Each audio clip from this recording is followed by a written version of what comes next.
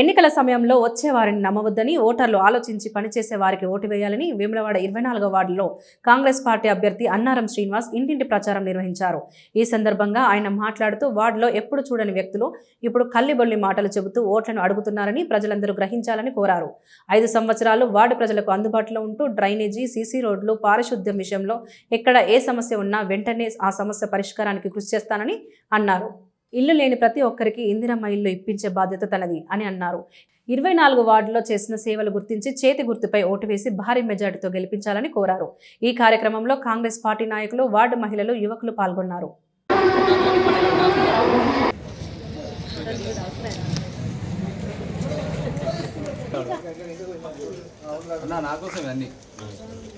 పనిచేసే వ్యక్తి కావాలి తనకు. కాంగ్రెస్ పార్టీ జిందాబాద్, కాంగ్రెస్ పార్టీ జిందాబాద్. చేతి గుర్తుకే ఆదిశ్రీనగర్ నాయకత్వం వర్ధిల్లాలి, రేవంత్ రెడ్డి గారి నాయకత్వం వర్ధిల్లాలి. ఇంటికి వచ్చిన వ్యక్తి మీకు పరిచయమా లేదా, మీ కష్ట సుఖాల్లో పాలు పంచుకున్నాడా లేడా, మరి అది ఆలోచించుర్రి. కేవలం పదవి కోసం వచ్చే వాళ్ళను దయచేసి నమ్మకండి. ఎందుకంటే పదవి కోసం వచ్చేవాళ్ళు రేపు మళ్ళీ పదవి రాగానే మీకు కనబడరు. 5 సంవత్సరాలు అభివృద్ధి ఉండదు, చాలా కష్టాలు ఎదురవుతాయి.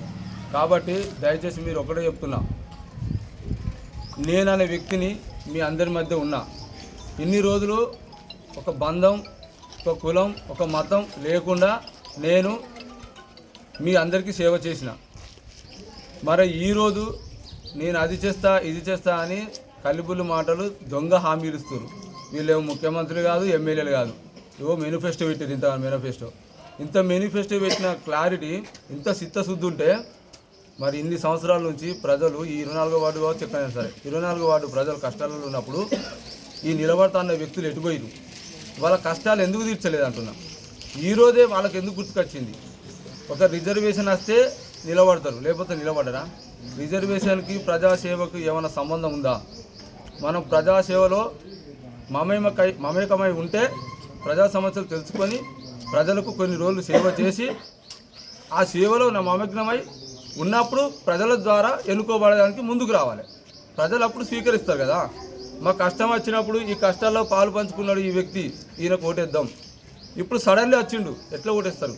దయచేసి ఆలోచించండి. ఓటు రాజకీయం చేసే వాళ్ళని నమ్మకండి దయచేసి. నేను ఇంతకుముందు 5 సంవత్సరాలు కౌన్సిలర్గా ఉన్నది మా భార్య సతీమణి.